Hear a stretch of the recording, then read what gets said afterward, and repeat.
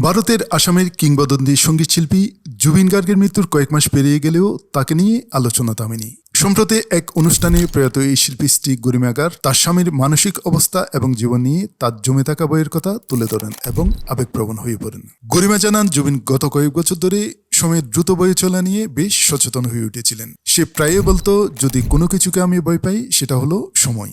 সে সময় জুবিন কেন এমন কথা বলতেন তা পুরোপুরি অনুধাবন করতে পারেননি বলে জানান গরিমা। তবে তার ধারণা, স্বল্প সময়ের ব্যবধানে একের পর এক নিকট আত্মীয়কে হারানোই হয়তো জুবিনের মনে এমন ভয়ের সৃষ্টি হয়েছিল।